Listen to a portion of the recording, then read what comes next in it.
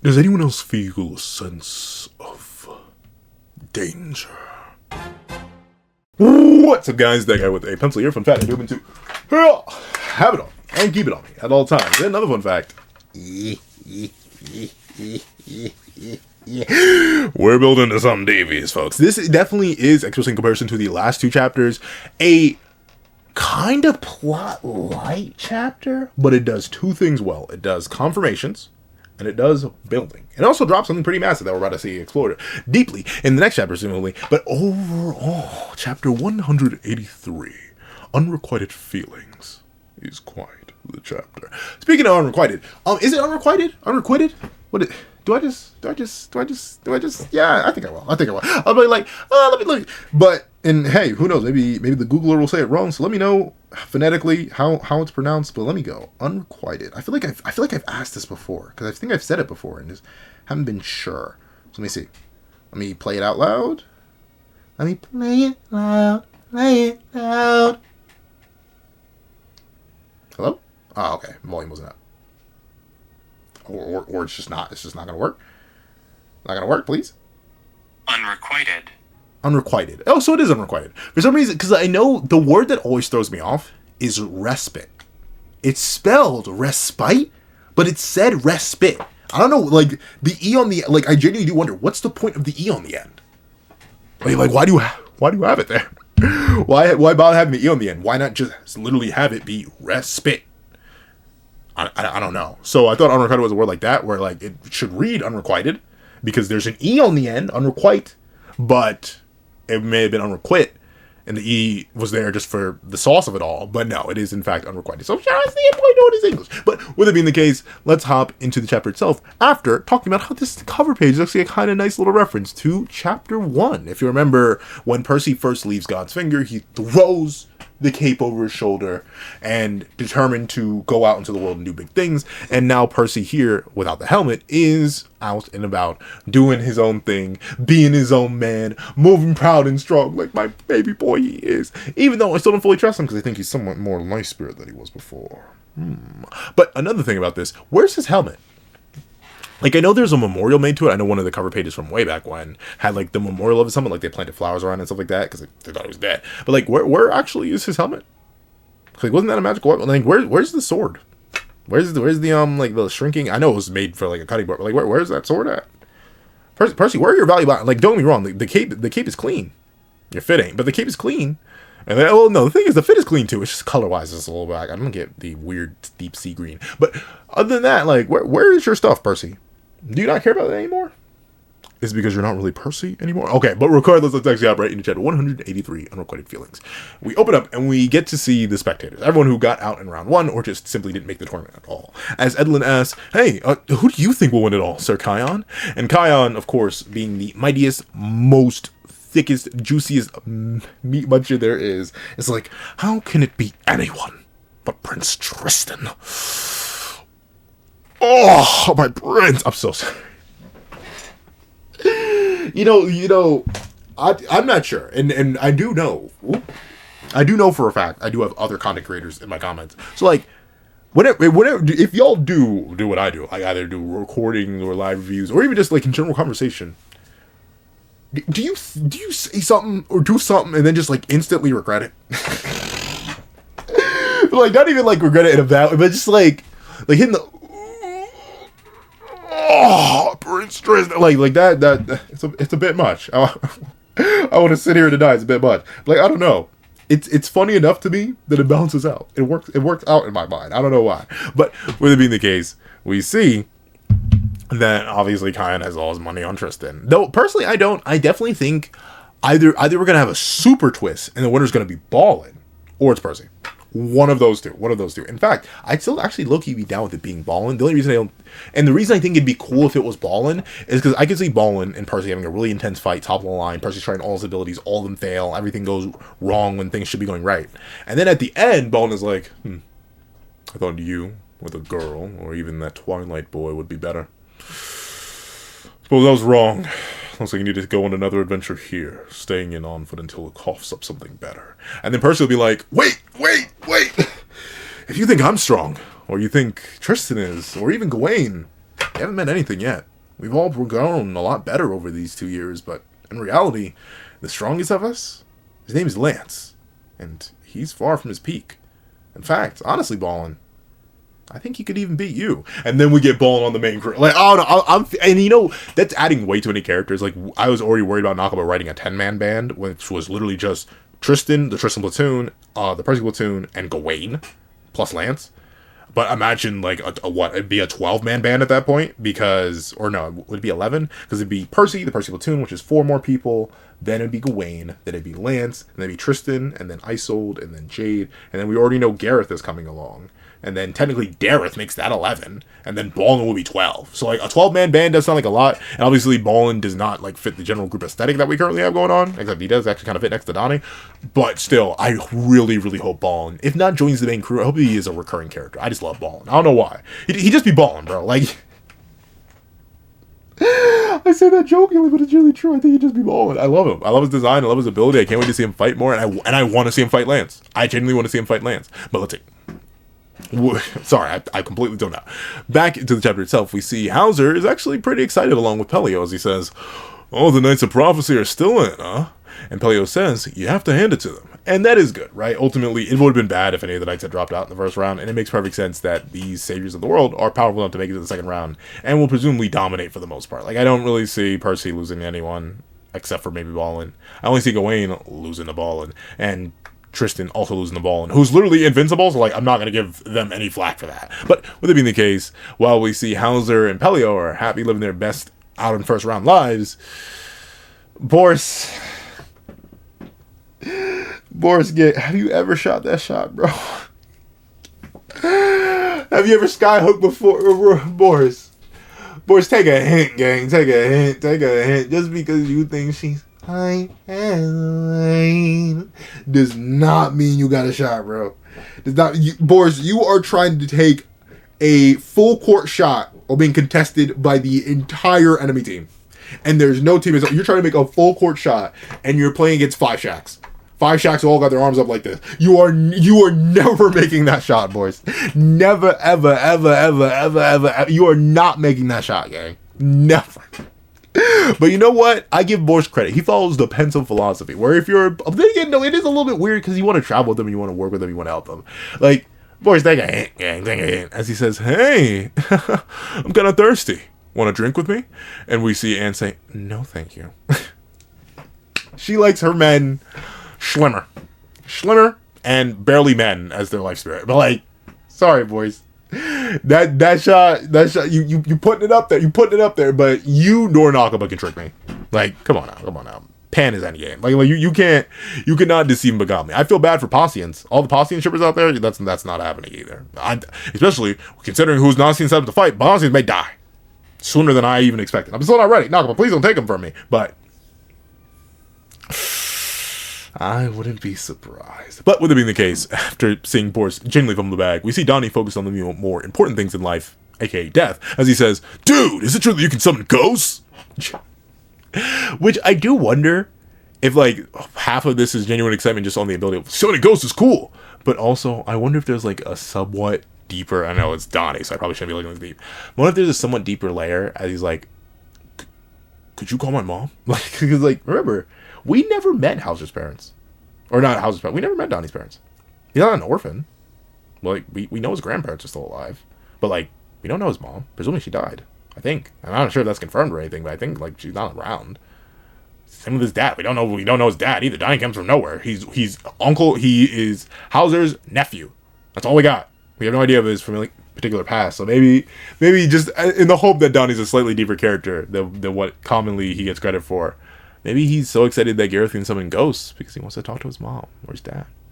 Who knows? That is just straight headcanon, though. As Gareth says, "What? Are you kidding me?" Which, like, Gareth, that literally is your magical ability, gang. Like that is your whole thing. That's your bag. Don't get mad at him for wanting to see the bag. Okay, you can't get mad at everyone to see that. But, like, don't get mad at everyone to see the bag, Gareth. Like that, if that's your move, that's your move. And you can tell them that you can't summon all ghosts to, like, get them off you. But, like, come on out, Gareth. But with it being the case, we see everyone go, "Ooh," as the gates seem to open. But we do not get to see what happens immediately, as we are met with the 8 contestants plus another, as Percy is boing, boing, hopping, popping, getting nice and loose. And hey, I always believe it. You want to stretch out, though admittedly, I'm very bad. In fact, I gotta do that. I'm probably slowly but surely ruining my body. I do a couple things just horrifically wrong. One, I don't like actually have a completely set gym schedule. I just go every day. I just go literally every day. I know it's bad for you. You're supposed to have rest days, but I'm very much an all or nothing person. If I don't go one day, I may not go the next day. I may not go the next day after that. I am very much like all in, but to fight that, I cycle my days. I do push, pull, legs. Except that's wrong, because I do pull, push, legs, because I messed up the first time, and despite having multiple times where I could have corrected that, I never correct. I just always do pull day first for some reason. And thusly, I give my body different days of rest. So like technically today was pull day, so my triceps are fine. They haven't been touched in 2 days. Yesterday was leg day, so it should be good, right? I know it's absolutely horrifically wrong. My friends who actually do gym training are like, Pencil, you're literally insane. So that's wrong. Another thing I do wrong, I don't stretch. I should stretch. My poor body. Like I hit this, and like I do dead hangs at the end of every day of the gym to like loosen the body out a little bit. But like I need to hit the stretch out properly. So make sure you stretch. You gotta stay limber. In fact, I want to get real flex. I want to be able to do a split. Not for any real particular reason, but I just want to be able to do it. So shout out to Percy going boing, boing, boing. But of course, all 8 contestants are here. We got Gawain, we got Bal, and we got Diodora. I love how this right side of the room is all ore farming. Gawain's ore farming in the air, Bal's ore farming on this pillar, and Diodora is ore farming on this wall. They all have hit the like they're just straight unregistered, unlicensed, devious, and dastardly farming. But you know what? If I was any of those characters, I'd be ore farming at all times too. Especially Ballin. If I was ever built like Ballin to the point where I could have my abs out at all times, I'm ore farming at every opportunity, gang. I would never not. If I'm ever caught not farming, that's not me. That's a faker. What would you know, you faker? Like, legitimately, that's a faker. But Mystery Pack is just chilling. Nazians is here, vibing, watching Percy, who's hopping and jumping. We see the fake Isold, we see the real Isold, and we see Tantris himself, obviously wielding the full armor. With that being the case, we see Percy. He's hitting the L1, N2, N1, N2, N3, N4. He's stretching out. Once again, it's especially weird thinking about it, because we know Percy, since he is a life spirit, like, he truly is stretching out his vessel. Like, I always joke about the fact that humans are literally puppeting around meat sacks. Like, you are not, well, you are. That's the thing. You are your body. Of course you are. But, like, when you think about it in general, you are your brain. You can live without a leg and be you. You can live without an arm and be you. You can live without a liver, or at least most of a liver, and be you. Your kidney, your stomach taken out later. You can remove a whole bunch of stuff. You can't remove the brain, though. When you remove the brain, you're gone. You can even get a different heart. A whole different heart. But the second your brain leaves, that's not you anymore. That's something else. Wielding your body, maybe. And I always joke about that. But in Percy's case, it actually is quite literal. Like, legitimately, he's not human. So whenever he's stretching out his body, he's literally stretching out the vessel he's in. Like, making sure the mannequin moves properly. Like, it's creepy to think about it that way. But still, I like the Life Spirit concept. And possibly have Diodora maybe one. But with it being the case, we see that he's not just stretching. He also wants Nazians to get to stretching. And grabs up Nazians and decides to do the back stretch. And declares happily, with the music note and all, "Okay, Nazians, spread it. And let's do it." Now, obviously he doesn't say spread it. But he still does say, "Okay, Nazians, let's do it." And he proceeds to stretch Nazians. They're bolted. I can make the jump. I'm still not going to. They're still my babies. I'm not going to make the jump. But he stretches Nazians out. The poor Nazian goes, ow, ow, ow. And hey, especially if you haven't stretched your back out in a while, whenever someone does do that to you, it actually is a little bit painful. Because, like, essentially, think of all the joints in your skeleton and stuff like that, like, unlocking after they've been compressed for so long. That's why, like, I'm trying to fix my posture personally. For example, let me see. Let me stand up partially. So this, like, I'm very hunched over posture because I work at a computer all day. So, like, this is how I look. Though technically, for better posture, I should be hitting this and, like, pressing the chest out at all times. I try to, but, like, man, it do be tedious sometimes. I do be forgetting because I'm so used to being hunched over. So let me see. Let me see if I can just maintain this for the rest of the review. Chest out, big, like, Captain America type build. Let's see. We see Nazi's going, ow, ow, ow, as there's laughing and giggling. And Isold watches over her boyf, or her not boyf, because she ain't ever put a ring on it. But we see that Tantris is laughing. I can do this by myself just fine, Isolde. And we see Isolde, or the fake Isolde, declare, oh, just let me help you. Just let me, just let me, won't you? There, now you're all perfect.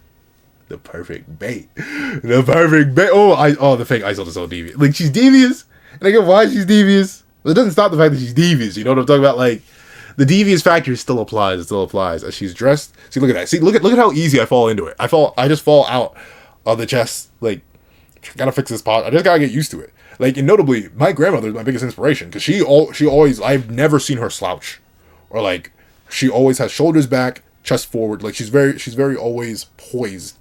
Meanwhile, I'm always like, because it's more relaxed. It's more relaxed to be this way, but it's really bad for your posture and really bad for your back. It causes a concave spot. You're really supposed to stay like this. So let me see if I can maintain it for at least the rest of the review. There, now you're perfect. Oh, it's still a bit too big for me, but yeah, we see Tristan. I mean, like, you read the chapter, or presumably you're here, or you people on reaction over on Patreon, where you can view for as low as $1 a month. You can member for as low as $3 a month. It's, I believe, nearly 20 minutes, probably like about 20 minutes, or like 19 minutes or something. But with it being the case, look, it's so easy. I'm just gonna keep my hands behind my back until I have to turn a bait. It's still a bit too tight for me, but thank you very much. Once again, Tantris is currently having his memory suppressed. Ultimately, so you can see he has issues with it, not just from his size, but his height. And notably, it is interesting, the fake Isolde never noticed the rings that are still attached to his hair. And that's currently what's bunching him together and keeping him safe from the wandering eye Bel Tre. But we see that the fake Isolde declares, oh, you look lovely, Tantris. And then she takes a peek over at the real Isolde. Now, like I mentioned, and I theorized in the previous reviews, I did definitely think that ultimately Bel Tre did end up being this fake Isolde's father. And I did end up feeling bad for her here. And I think I do still generally feel a little bit bad for her. Like, I kind of felt a little bit bad for Othis and his scenario. But we see she takes a look in a book, reading Rainbow type beat, towards the real Isolde.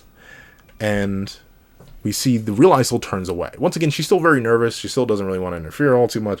Isolde is, despite being extremely powerful, makes all season 1, despite all that, she still is a non-confrontational person and looks away. But of course, Tantris is like, what's this? What is this instinct? It's deep inside me. I don't like women who are shorter than me. I can't control it. My love for tall women. And he gets completely overridden. Mental magic or not, a love for tall women always prevails. I'm speaking from personal experience. But with it being the case, we see Tantris walk on over and says, hey, let's make it a good match today. Isolde, right? And he extends a hand out. And Isolde's obviously nervous because her boyf is reaching for a handshake while he doesn't remember the fact that he's her boyf, not boyf, because like that's not actually a thing.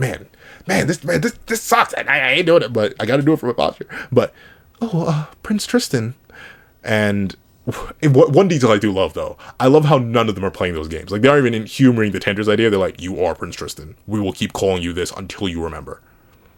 Is there lag? Hold on. I don't know why this happened. I have a wired connection to my camera. Maybe. See, the thing is, I don't know if it registers as lag. I can't just stop the recording here. See, look at that. I messed up my posture again. Let me see. 5, 4, 3, 2, 1. 2, 2, 1, 1, 1, 1, 1, 1, 1, 1, 1, 1, 1, 1, 1, 2, 2, 2, 2. There's a slight delay. I hope there isn't like audio and video delay. Even if maybe it is just like because it's going from my camera through the USB to OBS, or actually to Elgato Camera Hub, then to OBS. So maybe there's like too much delay. But I don't know. I have a corner of my eye because I have 2 monitors set up. I have a dual monitor set up now. So like I'm looking at the chapter on my main monitor, and then the OBS is running here to the left of me, my left, and I can see myself out of the corner of my eye. And while this, like the main camera, the camera that I use, I can see that video, it's not lagged at all. There's a slight bit of delay, and that bothers me because I can see both. But with that being the case, all that aside, we see that Tristan, or Tantris, admits, oh, no, it doesn't matter. But you know what? I like that he says it doesn't matter, as in he went to correct her. And to say, no, I'm Tantris, but no, he doesn't care. He now that he knows that there are actually nice people, even with the memory suppression that the fake Isold is enforcing on him, it doesn't matter. It doesn't matter anymore because he respects them now. He can tell they're good people. They helped her. They helped him. They clearly care for him and know him. So even if it doesn't matter that his name isn't Tristan in his mind, it doesn't also matter that they keep calling him the wrong name. Because I think even he knows at this point, subconsciously or not, thanks to the magic, that yeah, his real friends are much closer than they appear. And we see that Isold openly declares, after Tristan says, I can see that none of you are bad guys, so... And Isold openly declares, no, it does matter. I don't know what I'll do if I can't make you remember. Boom him. Boom him. But we're standing up. Like, I'm literally trying to hold my hands behind my back. That's the only way I can, like, stay mostly rigid. But, like, boom him. Boom him, Isold. Boom. Do him the same way you did Meligown's tail, Isold. Boom him. Boom that man to oblivion and beyond, Isold. You gaslit Kion into killing him. Kill him yourself. Do it. Do it. Do it. Do it. Like, come on now, Isold. I know you got that dog in you. Just boom. Just boom. Just boom. Just boom. Just boom. I'm sorry. Woo. I got a little bit too into the ritualistic. Just boom. Just boom. Just boom. Oh, that's what came undone. I was wondering. But Isold, boom that man to oblivion and beyond. Come on now. You know you gotta do it. You know you gotta do it. You know he loves it. He loves it when tall women explode all over him. I'm not even gonna apologize for that one. It's just true. But what's to be the case? Stop right there. Oh, Isold? I know I don't have the right to get in your way, but I have an obligation to get Prince Tristan's memories back for him. So please, just get out of my sight! Stop saying all these misleading things to him! Isold, you don't have to raise your voice. This is where she's darn near lost me. Here's the thing, right? I get it. She needs Tristan as a tool. As a weapon, essentially. A blade to cut through the chaotic fog that has currently overtaken her father. But to have the nerve, the gall, to look the woman whose name you stole directly in the eyes and tell her to stop it and get out of your sight after you stole her man and her name? You're lucky Isold is a nice person, because personally, if I was Isold, I would have boomed you right there. Fair match be darned. I'm booming you. Instant. And in fact, I wouldn't even get in trouble. I'm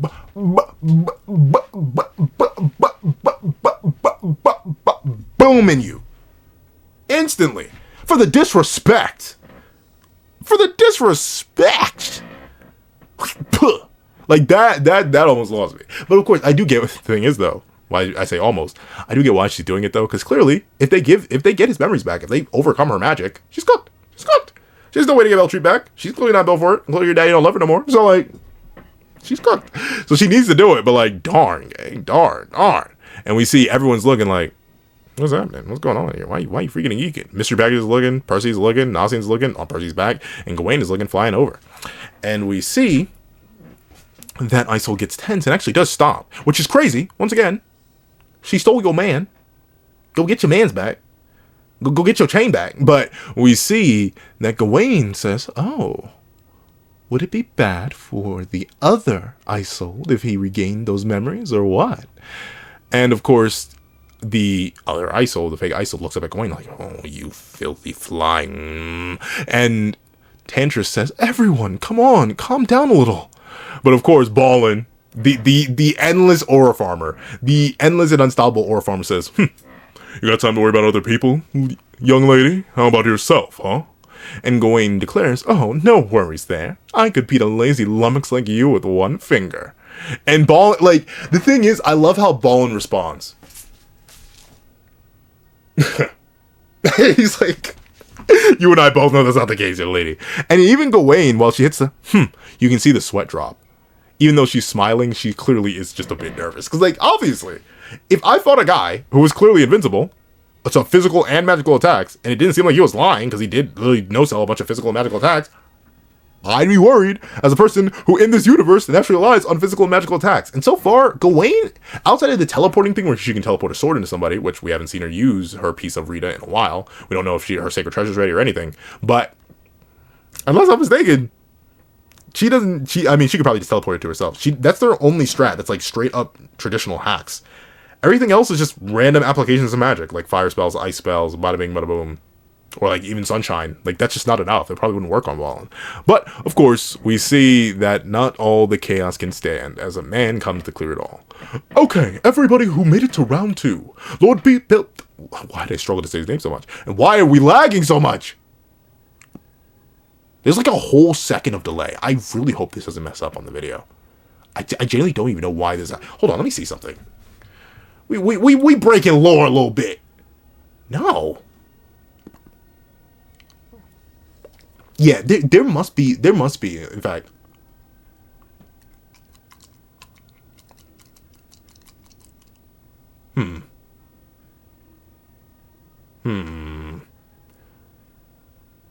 Interesting. I gotta figure out OBS better. There's gotta be some kind of delay with the camera I'm using to the program I'm using to OBS. Actually, yeah, there still is a bit of delay. Let me see. Is there a bit of delay on this one? Yeah, there's just a bit of delay.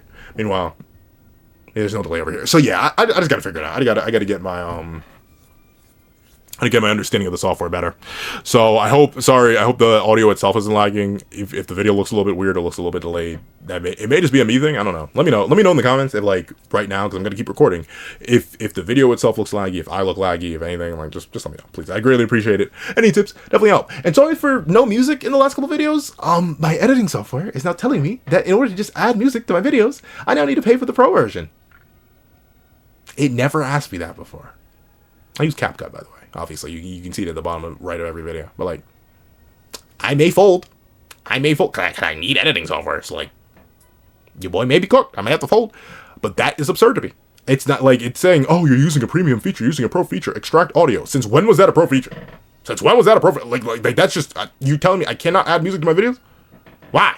Like, I even went out of my way to export a whole different version of the audio I typically use at a much lower frequency and a much lower rate, specifically timed in relation to a video I recorded, and then just slid it in there, assuming that, oh, maybe it doesn't like when I edit the audio or cut it down. No, just simply having music and or audio in my video was considered a pro feature. So I'm gonna see if I can work around that. If not, I may have to fold, or I may have to find new editing software. I don't know, we'll see. But with it being the case, Lord Bel Tre has a special message for you all of you. Okay, the hands are coming out to the front, not just to turn the page, but to lock in. Hold on, let me see. I'll try to grab that. Oh, don't sneeze. Okay. But we see Caberoni throwing out flowers to ingratiate or welcome Bel Tre. And my thing is, if Caberoni isn't Gother, I'm gonna put it on the table one last time. Because apparently, I know it's weird because I was like behind, so it probably doesn't count. But since I kind of figured out on my nose that the fake Isolde truly was Bel Tre's daughter, which is going to get confirmed this chapter, I'm going to put this. If Caberoni is not Gother or Gother in disguise or something along those lines, I will do the Bean Boozle challenge. That thing where you eat those nasty beans. I'll do it. I'll do it. I'll do it for a video. It'll be a completely separate video, but it'll be like titled Four Nights Wrong Prediction Punishment. And because I now put that stipulation out there, watch Gother just be a rock. Watch him just be a rock. He'll probably be a rock somewhere. Like that's it. He'll probably just end up being a rock. But I'm gonna put the stipulation out there because I'm so confident that it's Caberoni. And the only reason I say that, there are a couple reasons that I say that. But I'm putting that stipulation out now. We'll come back to it in a little bit and why I'm so confident. But and part of it is just from Caberoni's mannerisms and their love of the game essentially, and how much fun they're having promoting and all this. It reminds me a lot of Gother. But of course, we see Bel Tre walking in another Aura Farmer. Just endless Aura Farmers in this chapter. We currently are 4 for 4 on Aura Farmers. As we see, Bel Tre says, "My elites who crawled up from the trash heap. Well done, making it here." And you know, I do like that. I like that Bel Tre, even if he is calling his realm a trash heap, he's like, "Yeah, y'all built like that. Y'all seem to have that dog in you." And of course, Gawain is like, "Trash! Oh, I'll burn you alive right now for that." And Percy glares directly at Bel Tre, which there actually is pretty risky. Remember, the rings only work to suppress Bel Tre's memories and inhibitions towards them when they don't show hostility towards them. So like, they're all low-key showing hostility, so they're really risking it. Meanwhile, that is truly just Gawain and Percy, as Nasians and Isolde, who have never actually met Bel Tre, are actually bamboozled and both think at the same time, he's such an imposing figure. Which is hilarious, because he is so much smaller than Caprione. But still, obviously, they're most likely talking about his sheer magical aura. Obviously, Mystery Package has the masked face, so it's hard to tell what Dubs really thinks. Tristan himself, actually, or Tantris himself, seems actually a bit nervous. He's sweating right now. Meanwhile, Ballin, who already met and talked smack to Bel Tre, was like, I don't care. You still ugly, gang. Stupid mask and all. Meanwhile, we don't actually get to see Diodoro's reaction. He's chilling. Once again, remember, at first, he was here to have Bel Tre help him save his father. That was the whole point of initially entering the tournament. Now, I suppose he's just doing it for the love of the game. Because remember, last chapter, he said he doesn't even care about his father anymore. He can take care of himself. So now, I do genuinely wonder, if he were to win, what would Diodoro even wish for? Maybe just his own freedom? I don't know. It's interesting. But with it being the case, we see that Bel Tre declares, I'm liking the looks on all of your faces. You all fought brilliantly the previous day, and I expect you to enthrall us all more than ever as you fight today. And once again, I admittedly, he's a very mean fella. But I really like Bel Tre. The only thing I don't like is the clown face that he has on the center of his armor. But like from his design to his character writing, I really like him. I love how he really does respect conflict, respect battle. And of course, we know he's under the chaos juice, but the fact that that aspect of him still is so clearly presented and laid bare shows how strong of a facet of his personality that was. And I love those kind of personalities. Not just a person who enjoys fighting, but also a person who enjoys watching others fight. It's something so nice. I love it. But with it being the case, we see that Bel Tre notices something a little confusing. Oh, what is the matter, my lord? Once again, more evidence from our Gotha thing, because he's like, is anything wrong? Are they using hostility towards you? What's happening? But we see that Bel Tre asks, why is there a non-fighter in this group? And the other Isolde is shocked. And we see that Tendris admits, yes, she's my escort, you see, but it's, well, not confirmed just yet. We see that the fake Isolde asks, did you forget about me, Lord Bel Tre? And naturally Bel Tre is like, huh? I don't know you. No. Have we met? And we see that the fake Isolde asks, you still don't recall? Even after seeing this armor? And, of course, Bel Tre, suddenly, out of nowhere, seemingly, while he was at first confused why she was there, gets very angry. He's like, enough of this! How dare some random girl act so flippant with me? Speak to me again and it'll be off with your head. We're off, Caprione! And we see the fake Isolde look sad and whisper underneath her breath, Father. So yeah, they've like, I'm betting, like, as soon as chapter 191 came out, someone did the same thing I did, saw the hilt, and was like, is that? And immediately, like, just went and pulled Bel Tre. But that being the case, this does hard confirm that the fake Isolde's father is Bel Tre. He is still alive. It's just that, like Diodoro and his issue with Ironside, he has been lost to the chaos juice inside of him, and thusly, in order to gain power, sacrificed the one thing he deeply cared for. So that's some rough stuff for her. Unfortunately, still feel that bad though, because you're absolutely manipulating another fully sentient human being and taking him away from those who love him. Really, really hard to feel bad for you, fake Isolde. It really is. Especially because I still don't even know your name. But look at who hears her say this. Where seemingly, it is Tantris, Gawain, interestingly enough, and Caprione. They all hear that. But with that being the case, there was something I wanted to point out. Why is there not finding this group? She's my escort. Did you forget about me, Lord? Okay, no, I don't remember what I was going to say. But there's something specific I wanted to say here. But that aside, those three notice, and then we go outside to those wide open gates we saw from earlier in the chapter. And the crowd goes wild. All right, someone's coming out. It's Lord Bel Tre. Oh, hail Lord Bel Tre. I know it's fat. And we see that Bel Tre is like, who do you think that girl was?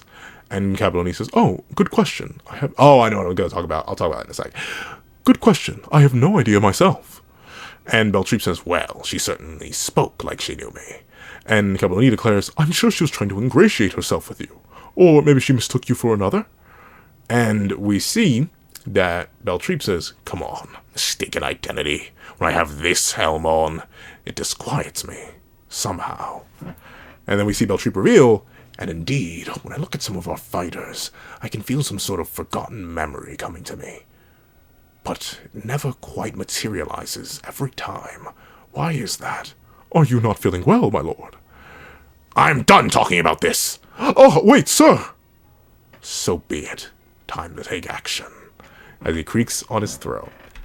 And then, okay, do we not? Yeah, we get, okay, Caprione pops up later. Let me go into the straight huffing Gother copium. So, we know that Well, actually, first things first. Let me cover the first thing I'm going to talk about, then I'll talk about the Gothic Copium. For this moment here, note how he notices the fake Isold, and not only that, he seems to have something click. In fact, it's why he so viciously switches to anger after being just confused and a bit intrigued. I don't know you. Have we met? Almost as if he's considering. Like, and notably, I do this all the time whenever I'm meeting someone I haven't seen in a while, or someone I only met once, where I'm like, do I know you? Have we met? Like something in his brain is clicking, but not clicking exactly.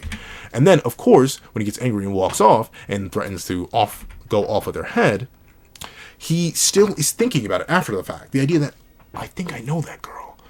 Who do you think that girl was? Well, she spoke like she knew me. Like, something's clicking in his head, but something's not allowing it to click. And if we'll remember, this is strange. Because with Ironside and Pelgard, when they first got their Chaos Amps all the way back in like chapter like 150 or something, or before that, or after that, spontaneously, they forgot who Dildora, Fiona, and Richard were. That's the thing. Pelgard was looking at an image of his wife and child and was like, who are those people? Like the memory was wiped. There was no question of who are they, what are they, why are they, and there wasn't any concern after the fact. If anything, Ironside got genuinely angry. Once again, kind of like Bel Tre. So I do wonder if the memory wiping is specifically an active thing that needs to keep being applied by the chaos magic inside of him. Is it one flat memory wipe, and hypothetically, just like with Tantris, if enough external stimuli is reapplied, then maybe he'd remember? I'd say yes, but then again, Ironside couldn't remember, despite seeing Dildora, and Dildora begging for him to remember it. So I'm not sure how much more external stimuli he could get, other than like seeing, his wife's body? But even then, clearly with Pelgard, that doesn't work. So why is Bel Tre being afflicted? Is it because he's had the chaos power for longer, and he's somewhat adapting to it, his mind, body, and soul is adapting to it, and its mind-melting effect is weakening? I don't know. That's strange. But speaking of mind-melting, that goes into my straight Gother Copium, the big things about me believing Capital Knee is Gother, and Gother isn't just a random rock, is one, because we know Gother's here. We just don't know where he is. We know he's here. That's confirmed in, I believe it was a volume extra from a while back, but he's here. He came with Hauser, Pelio, so on and so forth. But also, his mood, his mentality. The claps, the cheers, the music notes, all that, it's very Gother-esque. And on top of that, I don't, and this may be me downplaying Gawain, so I understand if some of y'all are going to be like, how dare you downplay our glorious Queen Gawain? But I'm going to downplay Gawain a little bit. I don't think her memory rings are that good. For Bel Tre, someone as powerful as him to be consistently just on the verge of remembering something, only to forget or let it go and not let that affect him. He doesn't focus down on that idea. His mind just keeps fading away from it. In my opinion, that comes from Gother reinforcing or even directly messing with Bel Tre's memory. Especially due to this moment here, where Gawain and Percy both clearly display hostility towards Bel Tre while he's looking at them. And it doesn't immediately click, these are Knights of the Apocalypse, I should slaughter them right now. Why? Because Capital Knee's right behind him. Possibly consistently flexing his magical aura, if it's Gother, to consistently drag down any sort of intentions or malicious nature he would have towards the Four Knights and any of their allies, who he should know. Remember, he ran into Anne and Donnie, ironically enough, when they were with Gother. He knows them. But it just keeps fading. It just keeps fading. It just keeps fading. The memory itself, it just won't materialize. And who do we know can completely wipe memories with Lost World? Gother. Who do we know can consistently manipulate memory slightly enough so that there are certain things that are left intact, but other things aren't? Gother. And once again, could he be a rock? Absolutely. But considering we went out of our way to confirm that he's here, and we have no other context or history for Capital Knee, and it feels kind of strange that he'd be here in the first place, considering, Bel Tre can clearly rule the realm by himself, and we don't see, it's a very small flashback with just Ballin, but we don't see Capital Knee in the flashback with Ballin. It's just Bel Tre. It's just Bel Tre. I think it's Gother. And once again, that's the thing. If I'm wrong, if Capital Knee does not end up being Gother, and he's just a random knight who's just Gother-esque by coincidence and has no relation to Gother, and Gawain's mental magic is just that strong, that's fine. I'll do the Bean Boozle challenge. But if I'm right, I won't do the Bean Boozle challenge, so I'm kind of scared. But other than that, very, very interesting. But we see Percy says, all right, I'm up first. And Nasians begs him, please be careful, okay? And You want to know how I got these scars? Dubs says, I'll make it painless for you, Batman. And we see that Percy, completely ignoring the bad Joker impression, says, hey, but listen, Nosians, you need to be the most careful, alright? And Nosians admits, oh, yes, I will be. And you're right, those two are nowhere to be seen today. What could have happened to them all? He looks like a whole other man compared to yesterday. And look at what he's wearing. He's wearing Rothus's, I got the name right, Rothus's armor, because that's all that survived of their bodies after he opened the Purgatory portal. And clearly, his mentality and his mindset and his general stance and appearance are all different. So, once again, whether this is a knock-on effect of chaos and Camelot, whether it's a knock-on effect of him being a life spirit, whether it's something entirely just with his magic awakening, Diodora is completely different. Or if he was hiding this true nature all this time only because he was weak, and now that he's powerful, he doesn't have to. There's clearly something up with Diodora. And that's why I'm excited and concerned for the match between Diodora and Nosians. Please, Nakaba, I'm ready for you to off my child, but I'm still not ready for you to off my child. But with it being the case, we see the Cameroni declares, ladies and gentlemen, at long last the time has come. We're about to kick off day 2 of the Onfuin Gladiator Festival. And we see, of course, Boris being a hater and saying, come on, mystery package, please. Maybe if he loses, maybe Anne will love me. She won't. She never will. He could lose 1,000 battles and Boris would still never have a chance. But we see Edlin go, hey, zip it! And demanding, hey, cheer for Percival, please, as the Donners are just eating food. Because, hey, I don't blame him. He's in the stand. You don't need to. And then we see that Gareth says, if he loses, I'll make him pay for it. Because obviously, Percy promised to win for Gareth so they could all leave together.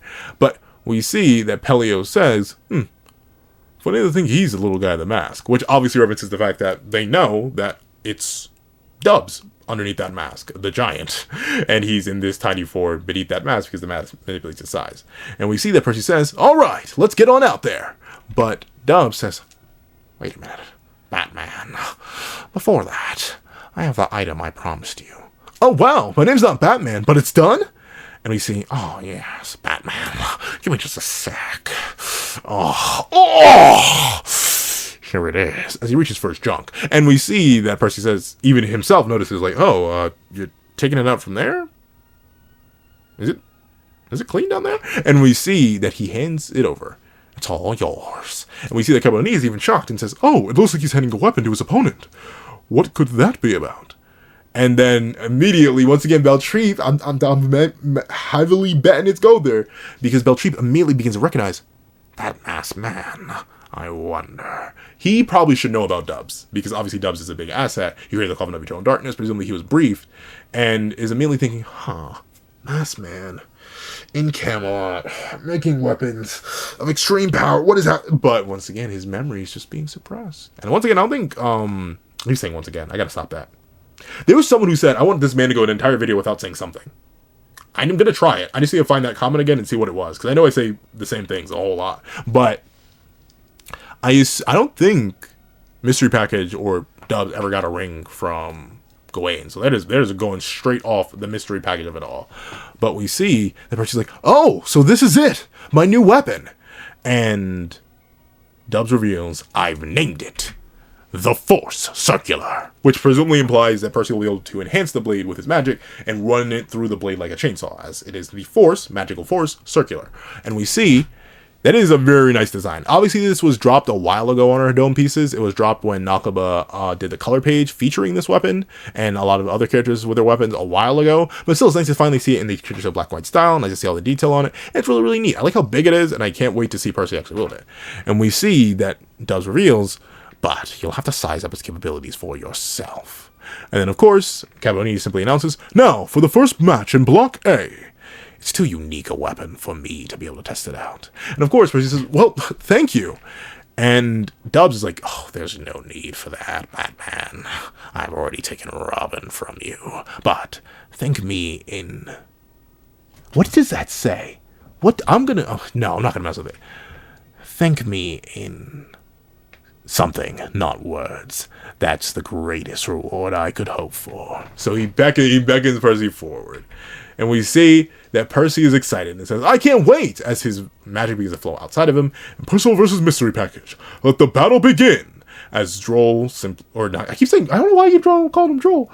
As Dubs goes, he's very excited. And I think this may be due to the fact that weapons by Dubs can't harm Dubs. If you'll remember in Cursed by Light, like, he's actually immune to his own weaponry. Like, remember, that's why Meliodas couldn't use Lost Vein against them, and why Zelda's very specifically had to switch fights with him, because Lost Vein simply wasn't working because it's Dubs' own weapon. So that may be the same case here, where Dubs is unable to be harmed by the Force Circular, and Percy's gonna have to come up with a roundabout way to defeat him, or just straight use raw hands to try and overcome him. But regardless, a very, very very, very foreboding, very, very exciting chapter. Yeah. If you've made it all the way to the end of this video, please leave he de he.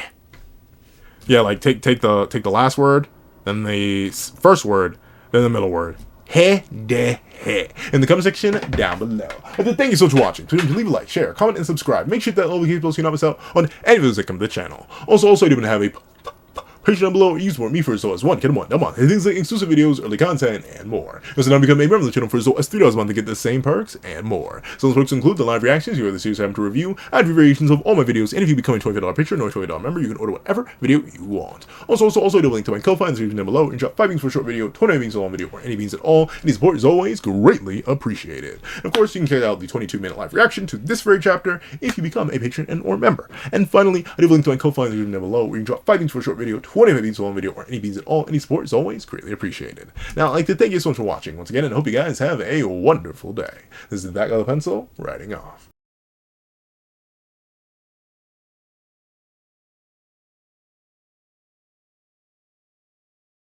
I'd like to give a thank you to our sketch tier members: Greyhound, Eternal Flame, Red Wolf 4765, Astro, Super Flame Zero, Glacier, XZ, G Prosper, Zeta, and Brandon Payne. Then I'd like to give a thank you to our line art tier patrons: Sean, Midnight Lord 21, Kevin, Encarnacion, and A+A. And then I'd like to give a huge thank you to our Ink tier members: Fine, Austin Wimberly, Euchiha, Yuki Ally, and Carlo Alaimo. Then I'd like to give a gargantuan thank you to our digital art tier members: J Warrior and AZ Void. Then I'd like to give another gargantuan thank you to our colored art tier patrons: Waki Minoz, and Idemokami. Then I'd like to give a final legendary top of the line thank you to our That Guy with a Pencil tier patron, the glorious king, Calvin Elder.